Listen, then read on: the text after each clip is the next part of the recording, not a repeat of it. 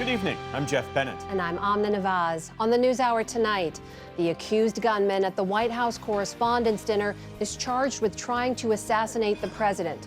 What we know about the Secret Service planning and response. Iran offers to open the Strait of Hormuz if the U.S. ends its blockade. And Judy Woodruff reports on a controversial push to divide the autism spectrum based on the severity of the diagnosis. Parents like myself are exhausted. He has the potential to disappear completely from the conversation.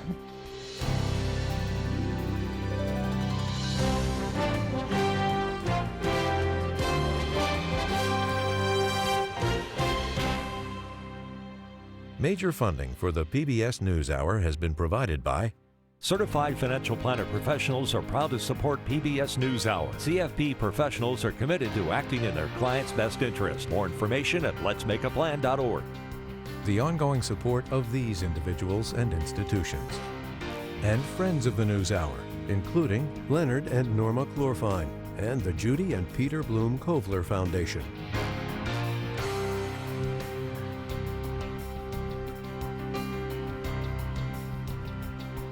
And with the ongoing support of these individuals and institutions.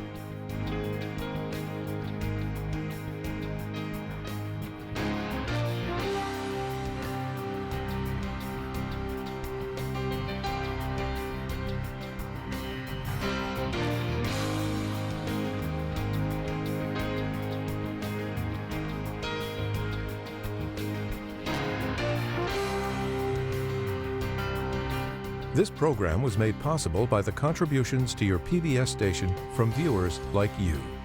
Thank you. Welcome to the NewsHour. The suspect who attempted to storm a press gala this weekend in Washington, D.C., has been charged with attempted assassination of President Donald Trump, among other federal weapons charges. If convicted, he could face up to life in prison. Meantime, officials today confirmed a Secret Service agent wearing a bulletproof vest was shot during the incident and is expected to make a full recovery. Our White House correspondent, Liz Landers, starts our coverage. At a dinner celebrating the First Amendment and freedom of the press, at first muffled chaos, then Secret Service agents sprinting towards the main stage. The vice president quickly seized out of his seat and a frantic rush to encircle the president. Oh my God. Agents swarmed the ballroom, climbing over chairs and tables in search of officials in the presidential line of succession. Escorting them out first is over 2,000 journalists, high-profile guests, and other government officials crouched under tables. Just moments earlier, in a hallway leading to the ballroom, a gunman stormed through the first layer of security. A burst of gunfire followed. The suspect, identified by officials as 31-year-old Cole Thomas Allen, was tackled to the ground. He was armed with 2 firearms and knives. Allen sprinted at least 60 feet before he was apprehended, reaching the top of a staircase that led to the ballroom. At the bottom of the staircase, a set of doors opened to the room with a clear vantage point of the president. Allen was charged with the attempted assassination of President Donald Trump, as well as discharging a firearm during a crime of violence and transport of a firearm between states. Acting Attorney General Todd Blanche called the incident an act of violence. That horrible act was stopped because of the courage and professionalism of law enforcement. The officers who responded without hesitation and did their jobs as they were trained to do. Officials say law enforcement fired 5 shots, while the suspect fired at least 1 shot. 1 bullet hit a Secret Service agent, but did not pierce his bulletproof vest. The shooting at the security barricades happened minutes after the event got underway. In a hastily organized briefing after the incident, President Trump suggested his politics have made him a repeated target. It's always shocking when something like this happens. Happened to me a little bit, and that never changes. Yet Saturday marked the 3rd assassination attempt of President Trump in less than 2 years. White House Press Secretary Caroline Leavitt today blaming the Democratic Party for threats to the president. We disagree often, myself in this role and all of you in the news media, but those disagreements must remain peaceful. Debating, peaceful protesting, and voting are how we need to settle disagreements, not bullets. Though the president himself has threatened retribution against his enemies in the past. Allen is believed to have traveled by train from California to Chicago and then to Washington, D.C., where he checked himself into the hotel where the gala was held. It sounded to me, I read a manifesto. He's radicalized. He was a Christian, a believer, and then he became an anti-Christian, and he had a lot of change. He's been going through a lot based on what he wrote. On CBS's 60 Minutes, Trump lashed out when journalist Norah O'Donnell read an excerpt of the suspect's reported writings. And he also wrote this: "I am no longer willing to permit a pedophile, rapist, and traitor to coat my hands with his crimes." What's your reaction to that? Well, I was waiting for you to read that because I knew you would, because you're horrible people, horrible people. Yeah, he did write that. I'm not a rapist. I didn't rape anybody. Do you think he was referring to you? Excuse me. The president also brushed aside conspiracy theories about the incident being staged. I hesitate to ask you about this, but as you know, these conspiracy theories out there on the left and the right, that the event was staged or that it didn't happen, and these conspiracy theories that are gaining traction on the internet. And October 7th didn't happen, and World War II didn't happen, and the Holocaust didn't happen, and many things didn't happen. Yeah, no, I hear it. I don't know. I think they're more sick than they are con people, but there's a lot of con in it, too. And even used the attack to make multiple pitches for his White House ballroom project, both on 60 Minutes and in that press conference right after the incident. They've wanted the ballroom for 150 years for lots of different reasons, but today's a little bit different because today we need levels of security that probably nobody's ever seen before. That security still praised by officials, despite reports it was lax. But we also should recognize what did not happen. Law enforcement did not fail. Yet questions remain: how to keep a president safe while he stays in the public eye. And Liz joins us now, along with Lisa Desjardins, our congressional correspondent. You were both at the Correspondents' Dinner this past weekend when this all unfolded. Walk us through what you experienced. Liz, you first. I heard the gunshots, and at our table, we hit the decks, we got under the table pretty quickly, and I started recording on my phone. I think that the instinct to be a reporter and document what you're seeing kicked in pretty quickly. So got some of that video, and you know, it was scary to be there and to not know what was happening. And once we saw that the room was sort of stable and that the cabinet secretaries had at least left, Amna and I tried to get out of the room to get cell phone service so that we could start doing reporting. Outside of the ballroom, I ran into a White House official who was able to give us some preliminary information about the status of the president, vice president, and the first lady at that moment. And then when we heard the White House Correspondents Association President Weija announce that the president was going to have a press briefing, I thought, okay, I have to get down to the White House for this. And she said in 30 minutes. And she said in 30 minutes, exactly. So I thought, how am I going to do that in this amount of time? The streets all around the Hilton were locked down. I found a scooter and was actually able to hop on a scooter, get down to my apartment to grab my credential to get into the White House, scooted down to the White House, and did make it in time for the president's briefing. And a photographer outside snapped that picture of you. Yeah. So, Lisa, what was going through your mind? It's an incredible picture. Liz's table was right on the aisle. Mine was one row back from that. Both of us were sort of closer to the back of the room, which is closer to where the shooting was up the stairs. So I, too, heard the shots, but I heard also the crash of dishes. A lot of people were confused. Was this really a shooting? Was this some crashing of dishes by a waiter? But, you know, instantly, I think training kicked in, and just like Liz is saying, the professionalism and journalism, the training that we have, and also my experience of January 6th really kicked in, which was, I think I know what you need to do, and I need to make sure I know where all the exits are, and make sure the team that I'm with is able to leave this room safely. I need to watch law enforcement. Are they yelling? They weren't yelling. That made me think, okay, there's not a threat in the room. Now I can do my reporting. I talked to several members of Congress. They were mostly worried about their spouses. The people most nervous in the room were those non-lawmaker spouses. And I think even in this moment, we should expect security at almost any number of events on the Capitol to change because of the people in that room and what they experienced. And Liz, today I know you've been speaking with your Secret Service contacts about presidential protection protocol. What have they been telling you? I spoke with 2 Secret Service agents today, and that agency has been under enormous scrutiny since the Butler assassination attempt happened against President Trump. But both of these agents said that they felt that the agency and the training kicked in for what happened, for the incident, the shooting that happened on Saturday. One of the points that people have been asking about is the time, how long the president stayed on the stage there on Saturday. One of the agents that I spoke with said that the president, who said this in the 60 Minutes interview, told the agents, wait a second, I want to see what was happening. And this agent made the point to me that if they evacuated the president off the stage and it had just been trays crashing, that would have sent panic throughout the room. So that was one of the, I think, criticisms that the Secret Service is going to be answering. And I do think that, lawmakers on the Hill are asking for more answers, and reporters are too. How is all of this landing on Capitol Hill, Lisa? We should expect hearings very soon, including with Secret Service and others. But there's also a lot of questions about exactly who was there in the room. It wasn't just the president and first lady at risk, of course. Let's look at the line of succession and who was in the room. Highlighted here, you see in yellow, those are people who were in the room. You see right there, 5 out of the first 6 in the line of succession, and it wasn't just there. Let's look at the rest of the cabinet in the room. These are those confirmed by the Senate. You can see most of the cabinet, most of the line of succession was in that room. That's not unique, but it is unique for a hotel ballroom like that. So there's double concern, especially that the suspected gunman seemed not to be all that well trained, but did make it that far. Still, there was a buffer between him and the president ultimately, but there are a lot of questions about this kind of event there. Also, Republicans are raising the idea. They say this is reason to fund the president's proposal for that big ballroom by the White House. That is controversial. Now, this was a private event. This is not a kind of event that would ever happen at the White House. So there are real questions about how exactly that would work.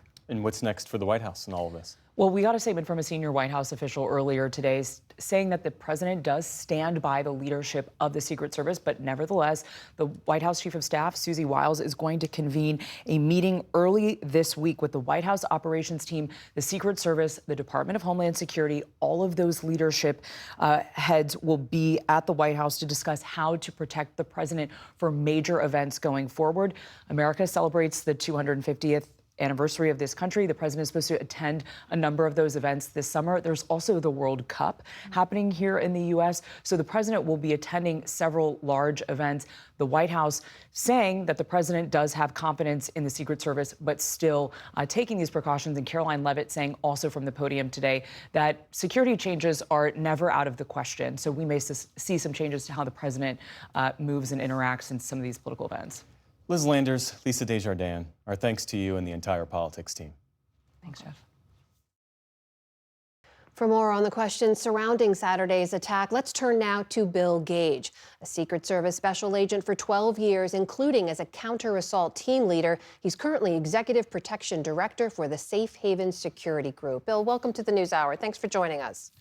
Hi, thanks for having me. So the attacker in this case did not make it into the ballroom. No one was killed, thank goodness. The White House has been saying, look, the security protocols work. The acting Attorney General Todd Blanche said this was a massive security success story. Do you see it that way? I do see it that way. The Secret Service operates having sort of overlapping and concentric rings of security, sort of an inner perimeter, outer perimeter, middle perimeter. And each of those perimeters are set up in a way that if one of them sort of fails or is stretched, the overlapping one will sort of be able to stop an attacker. And that's what happened here. I think the acting Attorney General has talked about how the attacker kind of breached. I think he said some version of that sort of breached the outer perimeter. And so that's what happened here. He was momentarily able to get through the magnetometer checkpoint by just sheer speed before the agents working that main magnetometer checkpoint were able to engage him. There also were agents stationed at the door and also on the inside of the event, just inside the door. So those were additional layers of security that he would have had to go through before sort of being able to fully carry out his attack. So it did work here. The Secret Service protective sort of model worked here. But after each of these sort of incidents, the Secret Service studies political assassinations that happen all over the world, and they use them to sort of refine and improve their own protective model. I remember going as a young agent through training, we studied these assassinations in depth. And so what's going to happen here is that the Secret Service is going to make changes to the protective model. And in fact, I think you're going to see some of those changes actually this week, probably with the King of England visiting here. There's going to be immediate impact to his security plan. I think you're going to see those magnetometer checkpoints pushed out some and those checkpoints being staffed by additional agents, probably tactical teams. So I think you're going to see an immediate impact. Well, let me ask you about this because I know you've been part of the preparations for these dinners in years past. It's held at a working, functioning hotel, right? It has been for 60 years. There are other guests coming and going. The fact that an armed assailant was able to check in with weapons and get as close as he did, even if he was stopped after that breach of the magnometers there, what does that say to you? Should there have been additional security measures or barriers in place here before the President of the United States was in there? So, listen, that's a challenge for the Secret Service, right? We're not a dictatorship. We're not China or Russia where, Putin can go to a hotel and kick the guest out and shut the hotel completely down. This event happens at a very public hotel in a major U.S. city, right off of a very busy street. And so, it's very difficult for the service. They have to strike a balance between getting a secure perimeter and securing the venue. So you have to strike the balance between securing that venue, but also allowing the hotel to operate and not being overly burdensome on the hotel. There are people there, there are business people, other travelers, tourists that are visiting that hotel at the moment. They have nothing to do with the event. And so the Secret Service has to strike a balance between not being overly intrusive to the day-to-day operations of the hotel while also ensuring that they can have a secure venue. So that's really part of the challenge. And the service does that every day. Tell us about that balance and how it's struck, though, because our understanding is that this event reportedly was not given what is the highest level of security designation, a national special security event. And yet you had the president, the vice president, the secretary of defense, senior cabinet officials, members of Congress in the room. Why doesn't it get that highest level security designation? Yeah, great question. And so those national special security events are called NSSEs, and there's a whole procedure for an event to be designated an NSSE. It has to be it's a joint agreement between Congress and the Secretary of the Department of Homeland Security. So they sort of have to come together, reach an agreement. It has to be designated an NSSE. There's an entirely different budget procedure. So it's not as simple as a president or somebody saying, hey, this event's going to be an NSSE. There's been a procedure in place since September 11th, since that part of the United States Code set up the NSSEs. And so, yeah, was this a mistake probably that someone overlooked? Most likely, yeah. I think we can all agree that there should have been some more procedures in place. One of the things that I talk about here is that the State of the Union, that happens every year. We have to ensure that continuity of operations or the continuity of our government to make sure our government can function and we have a leader. So the service, they operate that program for the designated survivor. Why it wasn't done here, I don't know, but I think you're going to see moving forward, you're going to see events like this that have all of the leadership and the members of the lines of succession in there. There's going to be probably a designated survivor. And one of the other things, let me just further the point here. I think one of the things the service is going to improve upon on their protective model here is going to be the evacuation of some of these other details for other cabinet officials. When you see some of the video footage, and I've seen it, where you have like members of the government, very senior members, Kash Patel, the Treasury Secretary, hiding under tables or motioning for their protective detail to come get them. And then you see RFK kind of stepping on people and being ushered out. So that was a very chaotic moment for these other details of these other cabinet officials. So I think the Secret Service is going to improve that, where there's going to be some more procedures in place to evacuate some of these other cabinet officials. So if this dinner gets rescheduled, what are specific measures you'd like to see in place? The Secret Service is going to need to move those magnetometers further out from the entry doors, further out. They're going to have to harden up those magnetometer checkpoints with additional agents and probably some tactical teams. They're going to have to work on those evacuation plans if other members of the government are there. And I think the Secret Service is going to probably, unfortunately, have to, if it's at a hotel, they're going to have to start inconveniencing the hotel more than they already do. Trump is the most threatened president in the history of the United States. I mean, there's been 3 attempts now. So I think the Secret Service has an incredible mission here. It's a zero-fail mission. and they're going to have to improve, which I know they will. They're going to study what happened on Saturday. They're going to improve their protective model. They're going to make immediate changes. They probably already have. So I think the magnetometers, pushing them out, hardening up the magnetometers, and also improving these evacuation plans, I think is some immediate things that the Secret Service can do and what they'll do for the next event if it happens. All right, that is Bill Gage, former Secret Service special agent, now with the Safe Haven Security Group. Bill, thank you so much for your time. I really appreciate it. Thanks for having me.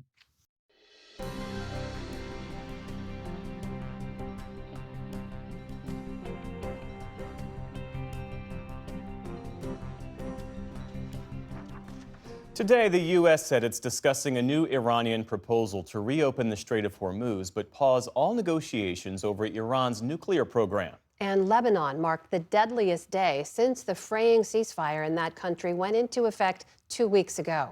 Israeli attacks killed more than a dozen people in the south. Nick Schifrin reports on tensions running high on the Israeli-Lebanese border and what appears to be an impasse in the war in Iran.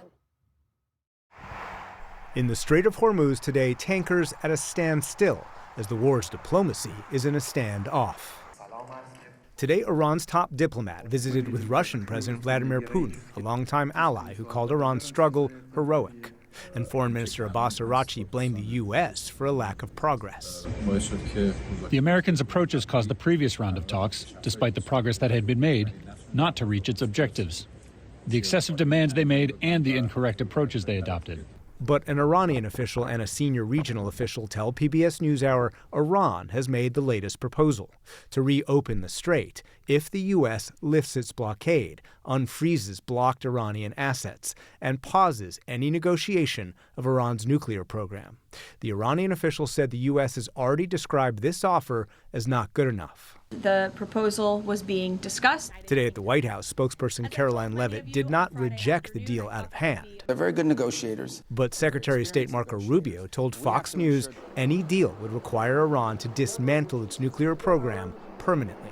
We have to ensure that any deal that is made, any agreement that is made, is one that definitively prevents them from sprinting towards a nuclear weapon at any point.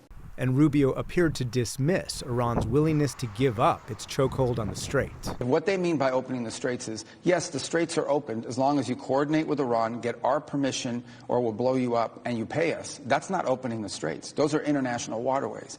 They cannot normalize, nor can we tolerate them trying to normalize a system in which the Iranians decide who gets to use an international waterway and how much you have to pay them to use it. But the fact is that system did not exist before the war. A fact highlighted today by German Chancellor Friedrich Merz in extraordinary criticism of the U.S. The Americans clearly have no strategy. And the problem with conflicts like this is always that you don't just have to go in, you also have to get out. An entire nation is being humiliated by the Iranian state leadership. This weekend, that Iranian leadership's main proxy, Hezbollah in Lebanon, marked the deadliest day since the ceasefire began 2 weeks ago. 14 dead, some celebrated at this Hezbollah funeral. Israel is now demanding that residents in at least 7 villages north of the Litani River evacuate above the area where Israel has invaded and occupied, leading once again to an exodus of residents from southern Lebanon. In that same area, Hezbollah continues to fight. This weekend, Hezbollah released video of drone attacks on Israeli soldiers. They killed 19-year-old Idan Fox, buried by his family today. This sacrifice will continue until Hezbollah can no longer fire rockets or drones, Israeli Prime Minister Benjamin Netanyahu told senior military commanders today. What I expect from you is to solve these two problems, because I believe we will be able to resolve the diplomatic aspect if we have solved these. That diplomacy has been between Israel's and Lebanon's ambassadors in Washington.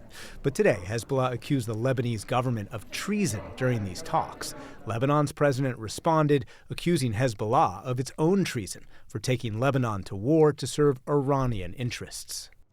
Back on the U.S.-Iran negotiations, an Iranian official tells me that Iran is unlikely to adjust its demands, despite what the official told me was the U.S.'s rejection. And so the official called this moment, quote, totally an impasse. Iran won't give in to U.S. nuclear demands, and the U.S. hasn't been willing to give in to Iranian demands. And so it's not clear how the two sides can find an off-ramp.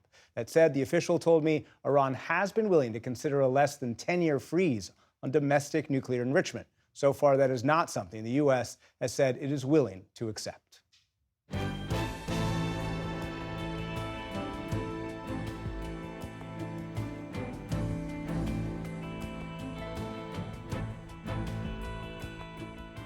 In the day's other headlines, tens of millions of people remain at risk tonight as dangerous storms batter the Midwest.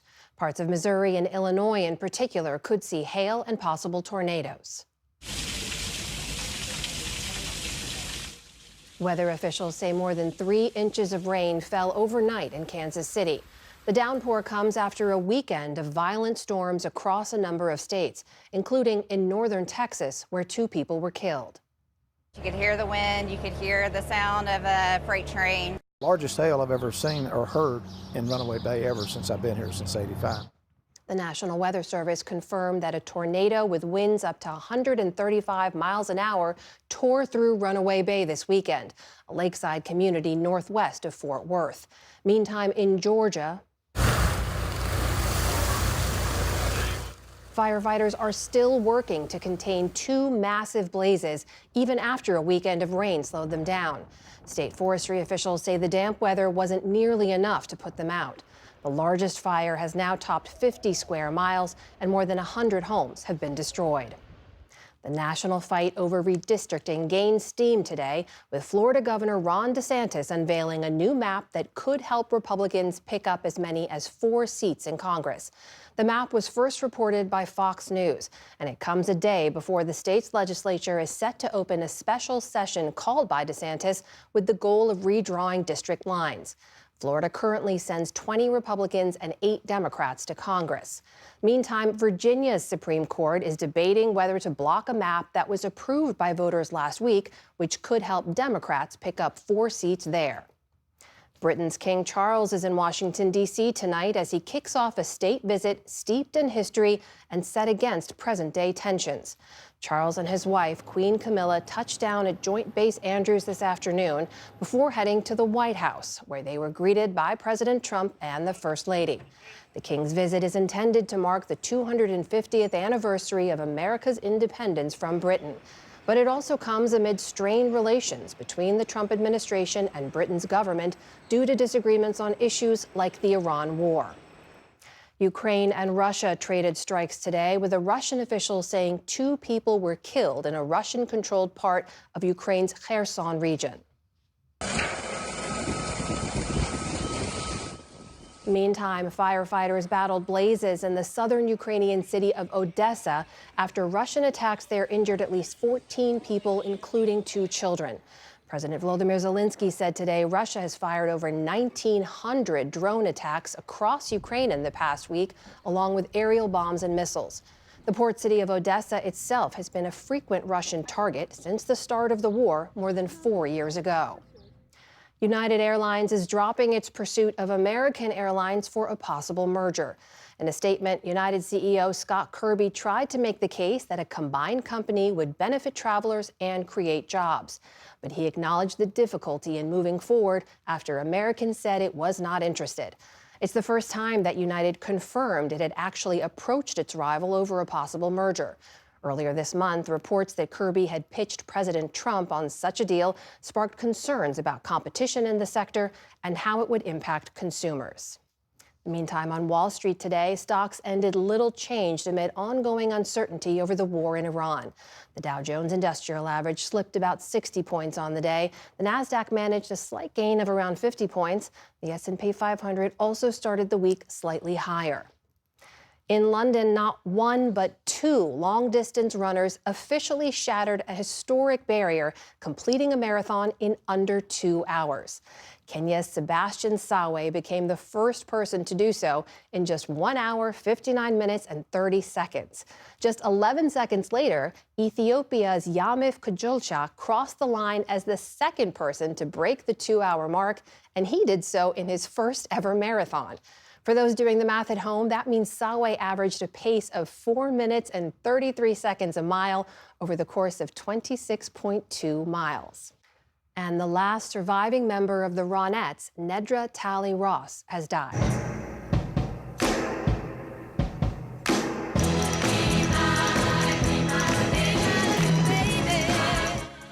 Ross joined her cousins, lead singer Ronnie and her sister Estelle Bennett, on hits like Be My Baby and Walking in the Rain. With their powerful voices and beehive hairdos, the trio were icons of the 1960s, touring with the likes of the Rolling Stones and the Beatles. They broke up in 1967 and were inducted into the Rock and Roll Hall of Fame 4 decades later. Her daughter says that Ross died at home early yesterday. Nedra Talley Ross was 80 years old. Still to come on the NewsHour, the Supreme Court hears arguments over the weed killer Roundup. Tamara Keith and Amy Walter analyze the political fallout from the White House Correspondents Dinner. And a controversial push to split the autism spectrum gains momentum. This is the PBS News Hour from the David M. Rubenstein studio at WETA in Washington, headquarters of PBS News. The U.S. Supreme Court today heard arguments in a case that could reshape the years-long legal fight over Roundup, the world's most widely used weed killer. It's been a mainstay of industrial agriculture in the U.S. and around the globe, but thousands of lawsuits allege that one of its key ingredients may be linked to cancer. Our justice correspondent, Ali Rogan, has more on the debate before the court. For many years, researchers have debated if exposure to glyphosate, the herbicide and key ingredient in Roundup, causes cancer. That debate has led to tens of thousands of lawsuits against Bayer, the company that makes Roundup, claiming it failed to warn consumers about potential health risks. Bayer argues federal pesticide laws shield them and that the EPA has never declared their product contains cancer-causing ingredients. Today's arguments unfolded against a backdrop of political tensions over pesticides, both within the Trump administration and the broader Make America Healthy Again movement. To help us understand the potential real-world implications of whatever the court decides, we're joined by Helena Bottomiller-Evich, founder of the Food Fix newsletter, who has been tracking the policy implications of this debate. Helena, thanks so much, and welcome back to the NewsHour. Thanks for having me.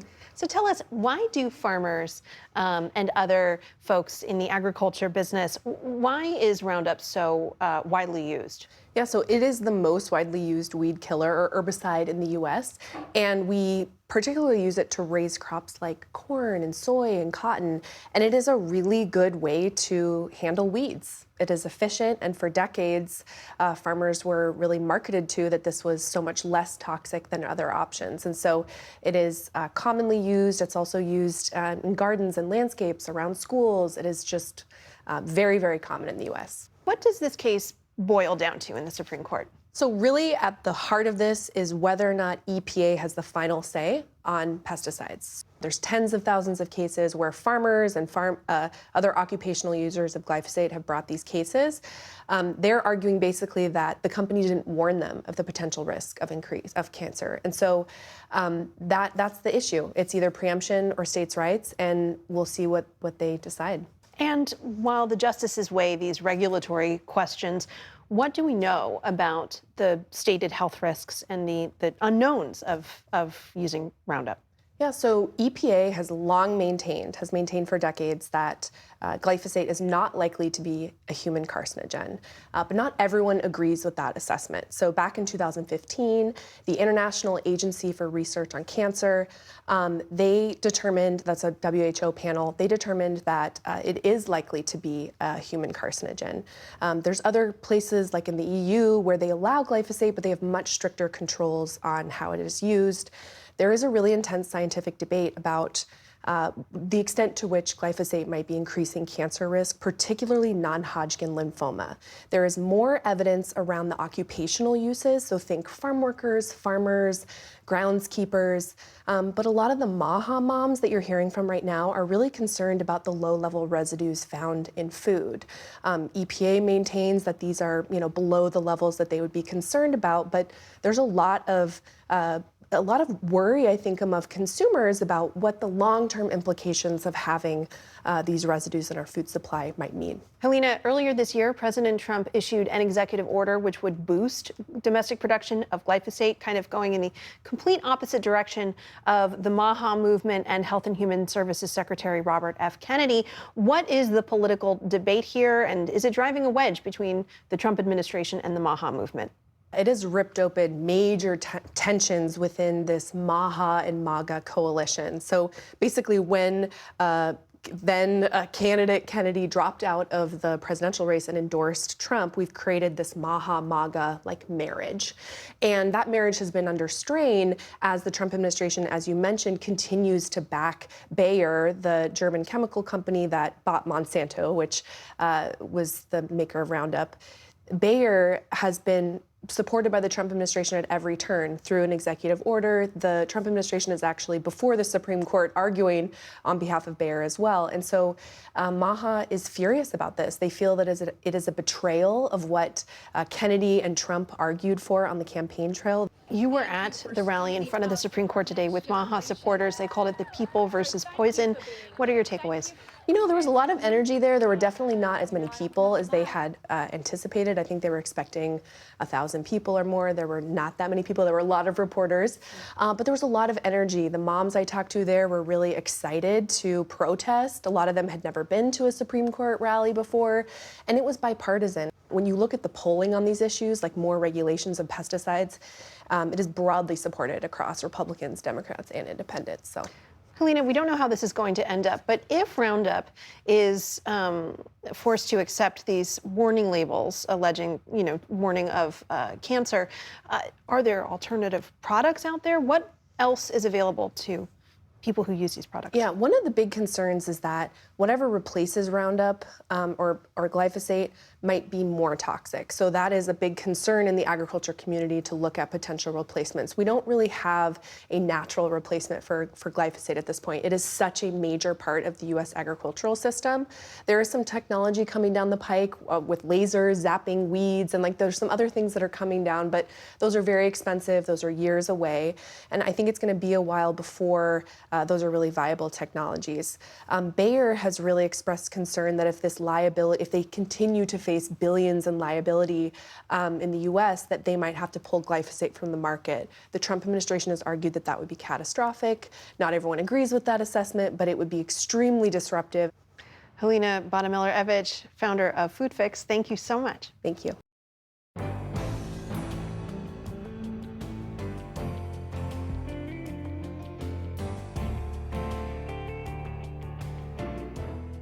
To discuss the fallout from the White House Correspondents Dinner shooting and another state's push for mid-decade redistricting, we turn now to our Politics Monday duo. That is Amy Walter of the Cook Political Report with Amy Walter and Tamara Keith of NPR. It's great to see you both. Hello. Good to be here. We covered at the top of the show Saturday night's events, and I know, Tam, you were there as well. We saw President Trump in that press conference after the attack call for unity. The press secretary today started to talk about a call for unity, toning down the rhetoric, and then blamed a number of Democrats for their rhetoric and leading to the violence. I want to point out, too, the president had joked his speech that he was going to deliver at the dinner was going to go after the press very hard. I just want to get your reaction to all of this, especially as someone who, as the former president of the White House Correspondents Association, had to arrange this dinner. Yeah, and not this one. Yeah. A past dinner. And I'm very grateful that this was not my year, because this has been so challenging. You know, I went into the dinner Saturday night with a feeling of dread, but it was a fear of what the president might say about the press, about the potential reputational damage for an organization that stands up for the First Amendment and a free press and a free and independent press, to then have the president just tear into us, as he has done repeatedly through his presidency, punishing reporters for asking questions he doesn't like, news organizations for publishing stories he doesn't like, the lawsuits, all of this. So that was what I was afraid of. And we didn't ever get to that point because of this attempted act of political violence. And it was just a real-time reminder that this is a very real and present problem in the country right now. Amy, what do you make of this? Yeah, and it is, to me, the most surprising thing was learning about this. I was at a different event and not being surprised, right? That we now have become almost numbed to the fact that it's not simply that it's political violence, as Tam points out, but you can't go a day in this country without getting some sort of alert that there has been a mass shooting or an attempt at a shooting in a public place at a school. The other thing I'll note that this isn't just something that is happening to the president. Obviously, he was a target of this attempt, but we've seen in the last year Capitol Hill Police saying more than 15,000 credible reports of violence against members of Congress or their staff. The DHS, Homeland Security, recently put a briefing out saying that the harassment of federal judges has been surging. So this is something that if you are engaged in politics at all, now it's always been a business where there was a risk to you in deciding to be a public figure in politics. Today, and I've talked to people who have said, I would like to run, but I will not do that to my family and put myself at that risk. Yeah, and I would just, what Amy's saying makes me think about one of the things that just isn't on my mind permanently, which is, as I was underneath the tables, as we all were, waiting to see if it was safe, I looked up and I saw Majority Whip Steve Scalise being escorted out the center aisle of the room. And, you know, he walks with a little bit of a limp because he survived a politically motivated shooting in 2017 at the congressional baseball game. And so that's just seared into my mind, seeing him going through another scare. Meanwhile, Tam, you know, the president's calling for this dinner to be rescheduled within 30 days. Do you see that happening? It causes me great stress even thinking about the possibility of it happening, because I'm just thinking about all of the logistics that went into planning the dinner that I planned. Finding a date on the calendar at the Hilton or another ballroom in Washington, D.C. is very challenging. Plus, all of these security considerations, the after actions that are still happening. Although the Deputy Attorney General or Acting Attorney General Todd Blanche said the security worked the way it was supposed to, I think it exposed all of the vulnerabilities that exist when you have a really large event, whether the president is there or not. Meanwhile, we need to ask you both about what we reported earlier on Florida entering this mid-decade redistricting fight today. Governor Ron DeSantis has shared proposed maps, Amy, as you saw, that could potentially help Republicans gain 4 seats. He says it's necessary due to population changes. And of course, we also know that the Virginia map that voters passed just last week is now being challenged in court. Right. What do you make of all this, especially the fact that it doesn't sound like Republican state legislatures are particularly behind this? Well, I think the worry among some of the state legislators is that it would impact their districts. This is just a federal map. There was also concern from federal Republicans that in order to create 4 new districts for Republicans, it would put their own districts at risk.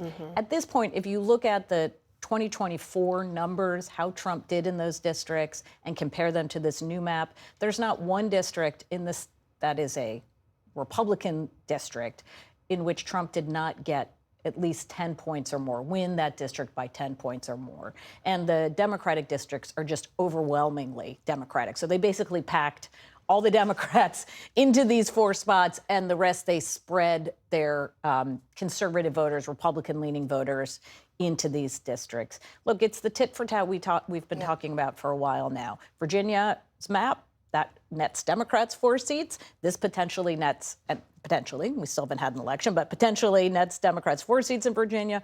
Potentially Republicans net 4 seats in Florida. You had the Texas map, which was a +5R. Then we went to California, which is +5D. And we are going to, at the end of the day, look at basically a wash on all of this. However, we do know that this is not the end of the story. We know that the Supreme Court is going to come out probably this summer with a ruling on the Voting Rights Act, which could then lead to more redistricting in the South. And then I suspect if that happens, we are going to have conversations in states like Colorado and New York, who do also have ballot initiatives that put redistricting on the ballot, to go back and potentially undo those.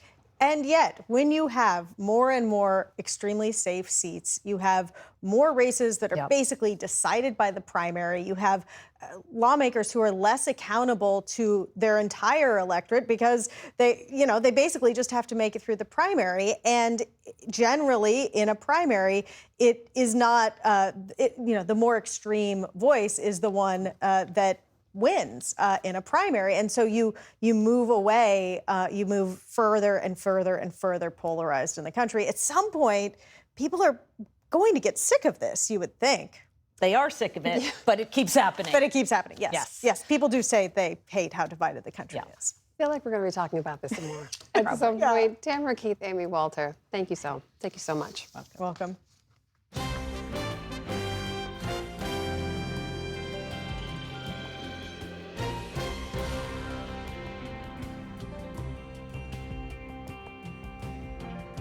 Last year, U.S. Health Secretary Robert F. Kennedy Jr. thrust autism into the national spotlight, calling the developmental disability an epidemic and vowing to investigate what he characterized as its environmental causes. His speech and the reaction to it struck a nerve in the autism community and reignited debate about whether the autism spectrum is too broad and whether those with the highest needs are being left out of the conversation. Judy Woodruff and producer Mary Fecto have this story. It's part of our series, Disability Reframed. Pizza. Car. Oh, you want to go pizza car? 24-year-old Pablo Mesa lives with his parents outside of Santa Cruz, California.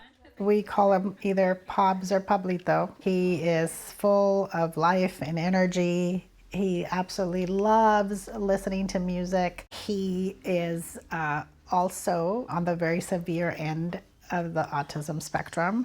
He's not able to tell me that something hurts. His mother, Alicia Mesa, has been his principal caregiver since he was diagnosed at age 2. He lives with deep frustration from not being able to communicate because he's nonverbal. His autism presents with severe self-injurious behavior, aggression, destructive behavior. And he has hurt himself over time. He has his aggression most of the time is trying to communicate that something's wrong. So instead of saying, oh, my head hurts, he'll start hitting his head forcefully. He has to go around wearing a football helmet in order to protect him from more brain injury. Pablo is supported by an around-the-clock team of at least 3 people, funded by the state of California, who work with him to develop skills to become more independent and intervene if his behavior becomes aggressive. Systems are not built for individuals like Pobs. High-needs individuals like Pablo once represented the vast majority of diagnosed autism cases. I mean, I remember the first patient I saw as a graduate student, people said, oh, he doesn't have autism because he's talking. Can you help me make a cake? Make it flat? Catherine Lord is a clinical psychologist at the University of California, Los Angeles. She has spent more than 5 decades researching and diagnosing what is now known as autism. We thought it was a very rare disorder that was defined by this combination of behaviors that we still talk about, but we're definitely better at identifying autism in young kids and also autism in adults. Once thought to be a form of schizophrenia in young children, autism wasn't even recognized as a distinct condition until 1980. But in 2013, people with lower support needs, including those with a condition known as Asperger's syndrome, were all folded into a new diagnosis that Catherine Lord helped create: autism spectrum disorder. I think the idea of a spectrum was really more than just one thing. It was the idea of like a rainbow where you have different hues and different levels of intensity and different subtle differences, but it's all together. And I think it may have backfired in some ways because it is now so big and includes so many things. Driven in part by the broadening of the definition, the number of children with the diagnosis has skyrocketed over the past 25 years. Today, about 1 in 30 kids is diagnosed with autism. But critics of the broad definition say it puts people like Pablo in the same diagnostic category as Elon Musk. I'm actually making history tonight as the first person with Asperger's to host SNL. A 2021 Lancet Commission report on the future of autism research and care introduced the term profound autism for individuals needing 24/7 care. Typically with IQs below 50, minimal verbal ability, or both. If you have a hard line, inevitably some people will get harmed by which side they fall on it. Colin Killick is the executive director of the Autistic Self-Advocacy Network, a group led entirely by autistic people. He says splitting the spectrum comes with a new set of issues. The people who would be most hurt are the people who are right on either side of the line. The person who, if they get labeled profound, get stereotyped, get stigmatized, get shunted away from things like career services, or if they don't get labeled profound, lose access to vital supports and services that could keep them in the community. These are kids who will never pay taxes, they'll never hold a job. But the deep divisions within the autism community were on full display last year after the way U.S. Health Secretary Robert F. Kennedy Jr. characterized autistic people during a news conference. They'll never write a poem. They'll never go out on a date. Many of them will never use a toilet unassisted. What was your response to that? Horror, shock, anger. I mean, that's incredibly untrue.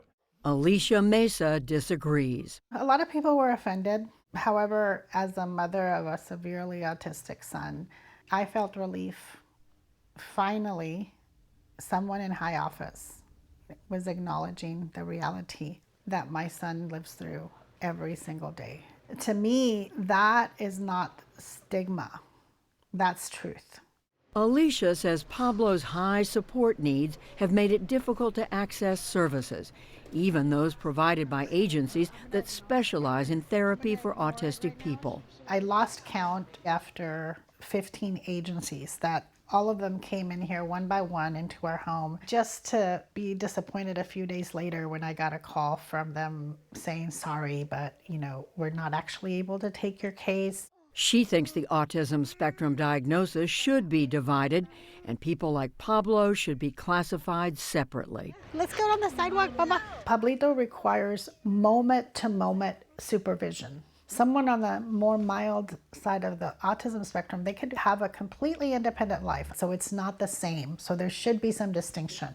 But over 2,500 miles away near Akron, Ohio, 31-year-old Jordan Zimmerman worries that those distinctions would have limited her opportunities.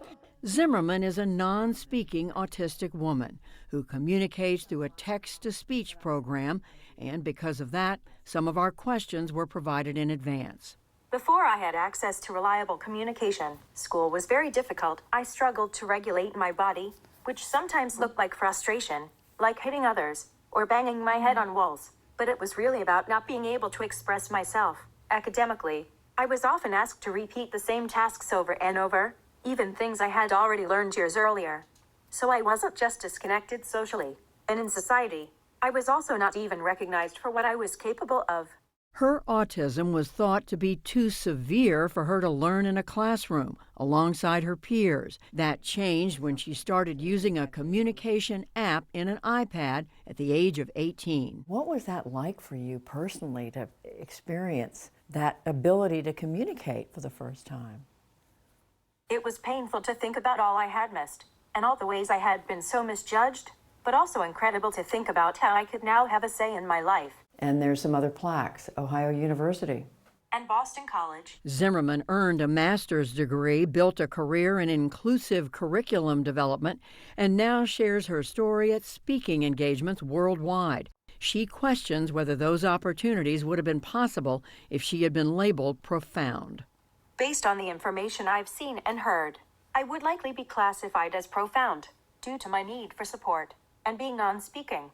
My worry with that, for myself and everyone in the community, is that the narrative doctors told my family when I was 4 years old, but also when I was 18, is wildly different than who I am. It will more likely cause more healthcare disparities because once a formal label like profound autism is applied, it becomes easier for people to give up.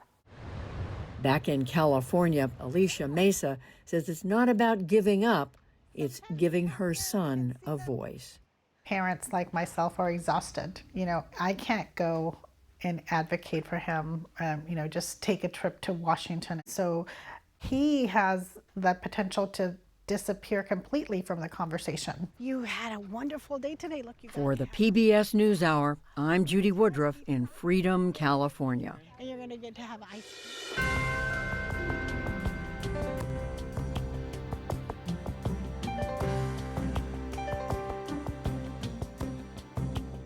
And that's the News Hour for tonight. I'm Jeff Bennett. And I'm Amna Nawaz. On behalf of the entire NewsHour team, thank you for joining us.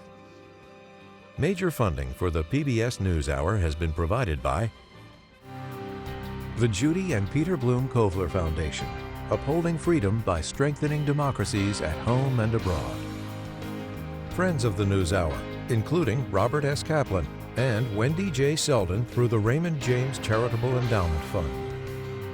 Art Collins and Sophia Shaw through the Arthur D. Collins Jr. Foundation and George D. Hanby III. Certified financial planner professionals are proud to support PBS NewsHour. CFP professionals are committed to acting in their clients' best interest. More information at letsmakeaplan.org. The Ford Foundation, working with visionaries on the front lines of social change worldwide.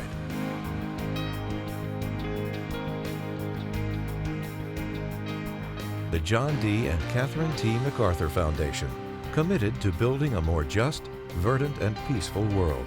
More information at macfound.org. And with the ongoing support of these institutions.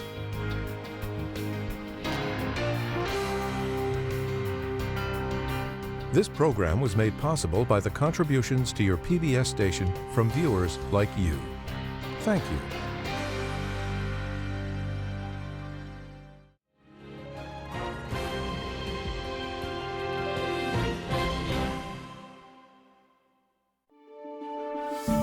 You're watching PBS.